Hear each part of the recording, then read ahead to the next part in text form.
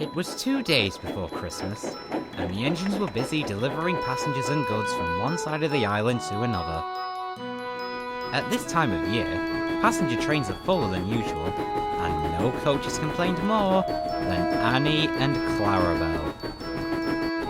"We're so full! We're so full!" they complained to Thomas. "Where's your Christmas spirit?"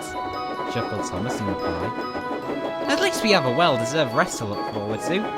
No trains will be running on Christmas or Boxing Day." It was starting to get dark as Percy arrived in Farquhar Yards to collect the trucks for his evening mail run. As the fireman coupled him up to the mail vans, a phone could be heard ringing from inside the station building. "I wonder what that's about?" Percy asked his driver. "We'll soon find out, Percy. The station master's heading straight towards us." "Is something wrong, sir?" asked Percy. "You know the pine tree plantation near Ackenbeck?" Percy's driver nodded. "The lorry had been loaded with trees for Tidmouth markets tomorrow. But what does it do? It goes and breaks down. It can't be mended in time." "What do you suggest, sir?" "I'll arrange for Thomas or Toby to take your mail train. And you can fetch some empty trucks and take the trees to Tidmouth station." "Bother!" huffed Percy. "I'm sorry, Percy," said his driver. "But think of the children who won't get a Christmas tree tomorrow if we don't do something about it tonight." Percy felt guilty. "I suppose so," agreed Percy. Soon they collected some trucks in a guard's van and set off for Hackenbeck.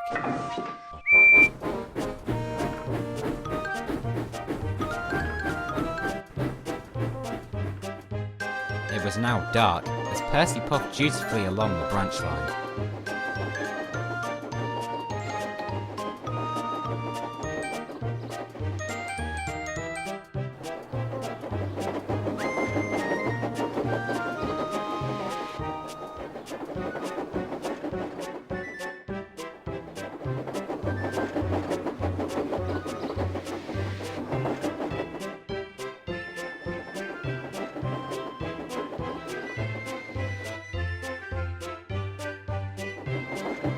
It wasn't long before Percy could see a group of men and a lorry standing at the side of the line. "Thank goodness you've come," said the foreman. "Otherwise we would have had no hope to deliver these trees." "Happy to be of service," smiled Percy. The men loaded the trees as quickly as they could into Percy's trucks. But it was freezing cold. Percy shivered as he waited. At last they had finished, and Percy set off down the line for Tidmouth Station.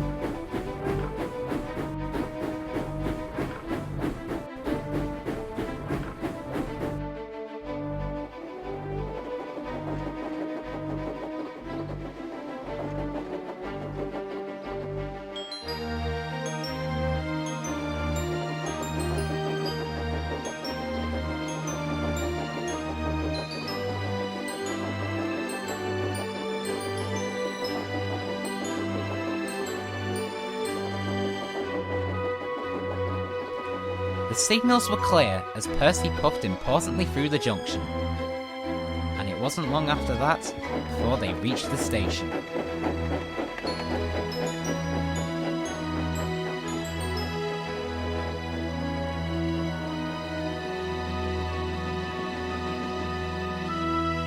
Another lorry was waiting outside the station to take the trees on to the marketplace.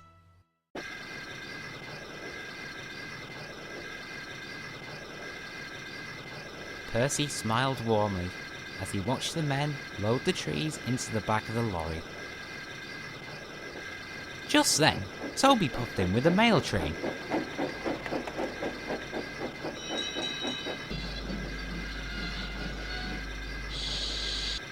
"Now that's truly the Christmas spirit," smiled the old tram engine.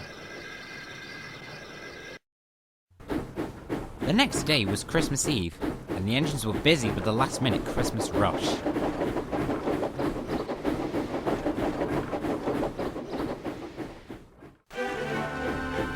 That evening, when Thomas, Percy and Toby arrived back at the branch line sheds, the Fat Controller was waiting with the plantation foreman. Is something wrong, sir? Asked Thomas. The Fat Controller smiled. Quite the opposite, Thomas. This is the foreman of the Hackenbeck Pine Tree Plantation. I've come to say a special thank you to Percy. He saved our bacon this year. If it wasn't for him, many Sudrians would have been without a Christmas tree this year. Percy blushed. So, the men and I have arranged a special thank you gift. The engine's eyes widened with surprise when before them was placed a decorated Christmas tree. Thank you very much, sir, bubbled Percy.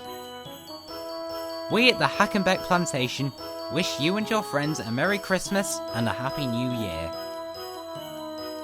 Merry Christmas to you too, sir. And Merry Christmas to everyone.